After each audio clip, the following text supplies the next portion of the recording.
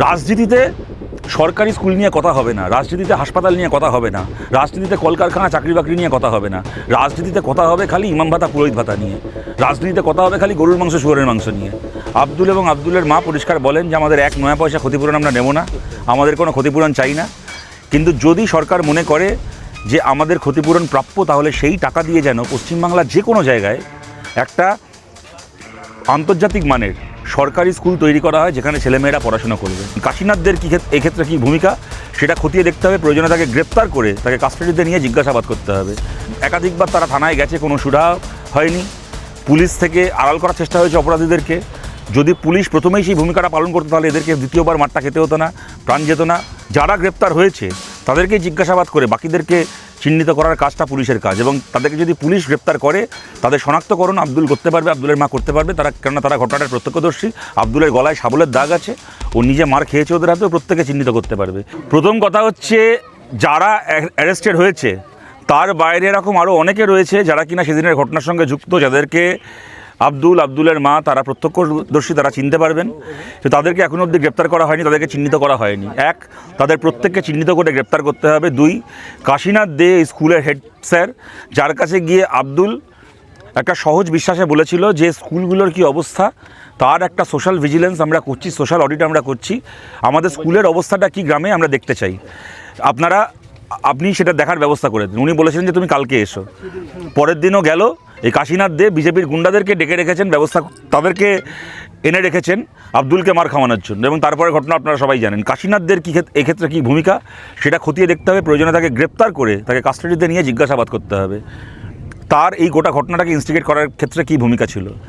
3 নম্বর কথা, থানার প্রত্যেকজন পুলিশ অফিসার এই গোটা ঘটনাতে যারা যুক্ত ছিল তাদের প্রত্যেকের ইন্ডিভিজুয়ালি কী রোল ছিল। কেননা একাধিকবার তারা থানায় গেছে, কোনো সুরাহা হয়নি, পুলিশ থেকে আড়াল করার চেষ্টা হয়েছে অপরাধীদেরকে।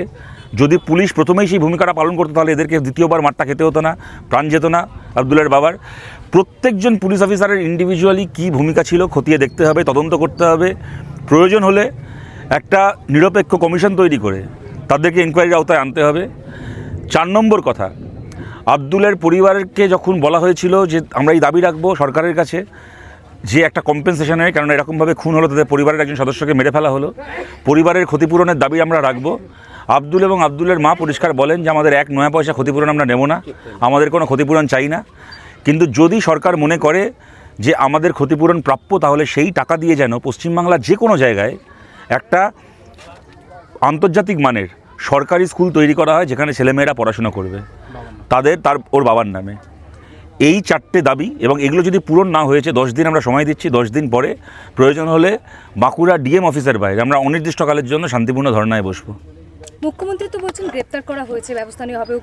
কয়েকজন গ্রেপ্তার করা হয়েছে, কয়েকজনকে, এটা অস্বীকার করবো না। এফআইআরে নাম করা হয়েছে, এরকম কয়েকজন অ্যারেস্টেড হয়েছে। কিন্তু যেটা ঘটনা, তার বাইরেও অনেকে এরকম ছিলেন যারা ঘটনাটার সঙ্গে যুক্ত ছিল, যাদেরকে এখন অবধি গ্রেপ্তার করা হয়নি। যারা গ্রেপ্তার হয়েছে তাদেরকেই জিজ্ঞাসাবাদ করে বাকিদেরকে চিহ্নিত করার কাজটা পুলিশের কাজ, এবং তাদেরকে যদি পুলিশ গ্রেপ্তার করে তাদের শনাক্তকরণ আব্দুল করতে পারবে, আব্দুলের মা করতে পারবে। কেননা তারা ঘটনাটার প্রত্যক্ষদর্শী। আব্দুলের গলায় শাবলের দাগ আছে, ও নিজে মার খেয়েছে ওদের হাতেও, প্রত্যেকে চিহ্নিত করতে পারবে। তার জন্য পুলিশের কাজ হচ্ছে যারা গ্রেপ্তার হয়েছে তাদেরকে জিজ্ঞাসাবাদ করে বাকি কারা কারা ইনভলভ তাদেরকে খুঁজে বার করে আনা, তাদেরকে গ্রেপ্তার করা। এই কাজটা পুলিশকে করতে হবে। গুন্ডারাজ সরকার পরিবর্তন হয়েছে, গুন্ডারাজ শেষ হয়নি। দেখুন, এরা এই যে শুভেন্দু অধিকারী বলছিল না আমরা গুন্ডা দমন আইন আনছি, দেখুন তাকিয়ে গুন্ডাটা কে পশ্চিমবাংলায়। গুন্ডাটা কাদের, গুন্ডাটা কারা?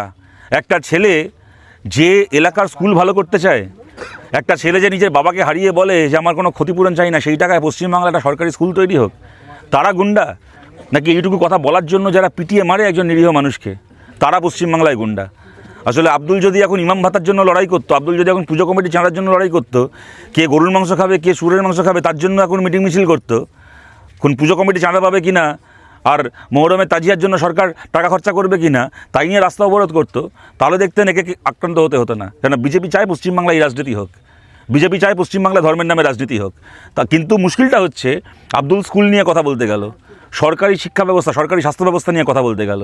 বিজেপি শাসিত রাজ্যে সরকারি শিক্ষা ব্যবস্থা, সরকারি স্বাস্থ্য ব্যবস্থা নিয়ে কথা বলার মতো বড় অপরাধ আর কিছু হয় না। আমি আপনাদেরকে ভেবে দেখার জন্য অনুরোধ করছি। আজকে ধরুন এখানকার সরকারি স্কুলের ইন্দাসের স্কুলের খারাপ অবস্থা, আজকে তো 15 বছর ধরে আমাদের রাজ্যে তৃণমূলের সরকার চলেছে, এই সরকার তো মাত্র 3 মাস এসছে। কেউ তো বলতে যাচ্ছে না যে আজকে যদি স্কুলের খারাপ অবস্থা হয়ে থাকে তার জন্য একমাত্র বিজেপি সরকার দায়ী। এটা 3 মাস হয়েছে সরকারে এসছে, এটা তো এখনও সেই অর্থে কাজ করা শুরুই করতে পারেনি এখনও পর্যন্ত। তা সুতরাং এবং পশ্চিমবাংলা সরকারি স্কুলগুলো যে তৃণমূল আমলে খারাপ অবস্থা হয়েছিল, আরও নানা কথার মধ্যে এই কথা তো বিজেপি এতদিন প্রচার করেছিল, করে তারা ভোটে লড়েছে, ভোটে জিতেছে।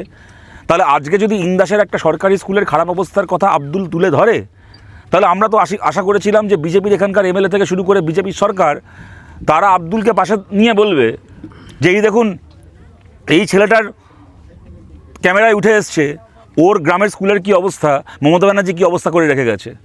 এই সরকার তো সেটাও করতে পারতো। এই কাজ তো করে এই অবস্থা তো হয়েছে গত 15 বছরের তৃণমূল সরকারের আমলে। তাহলে বিজেপির এই কথাটা শুনে তেলে বেগুনে জ্বলে উঠে একটা মানুষকে পিটিয়ে মেরে ফেলার কী দরকার ছিল?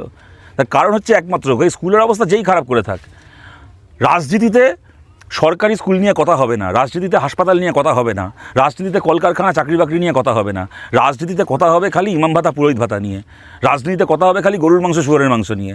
তাহলেই বিজেপি স্কোর করে যাবে। তখন বিজেপি বলবে আমাদের দেশ হিন্দু রাষ্ট্র, হিন্দুরা খুব কোণঠাসা হয়ে গেছে, সব হিন্দু আমাদেরকে ভোট দাও। ওই জন্য হুমায়ুন কবির যখন মঞ্চে দাঁড়িয়ে বলে মুসলমানদেরকে জড়ো করে বিজেপির সভাপতিকে গুম করে দেবো এখান থেকে, হুমায়ুন কবির গ্রেপ্তার হয় না। যারা প্যান্ডেল বেঁধেছিল, যারা মাইক লাগিয়েছিল তারা গ্রেপ্তার হয়ে গেল রেজিনগরে, কিন্তু হুমায়ুন কবির গ্রেপ্তার হলো না। ও ধর্মের নামে কথা বলেছিল বলে, আর আব্দুল শিক্ষার কথা বলেছিল বলে ওর বাবা খুন হয়ে গেল। এইটা হচ্ছে বিজেপির সরকার। আপনারা বলুন তাহলে গুন্ডাটা কে, ক্রিমিনালটা কে? গুন্ডা দমন আইন আনছে শুভেন্দু অধিকারী। আসল আইনটা কাদের জন্য দরকার পশ্চিমবাংলায়? এই ভিডিওটিকে লাইক করুন, আপনার গুরুত্বপূর্ণ মতামত কমেন্টের মাধ্যমে আমাদের জানান এবং আমাদের চ্যানেলের ভিডিও সবার আগে দেখার জন্য ইউটিউবে গণশক্তিকে সাবস্ক্রাইব করুন, ফেসবুকে ফলো করুন এবং শেয়ার করুন আপনার পরিচিতদের মধ্যে। আমাদের চ্যানেলে আপলোড হওয়া ভিডিও নোটিফিকেশন পেতে বেল আইকনটি ক্লিক করতে ভুলবেন না।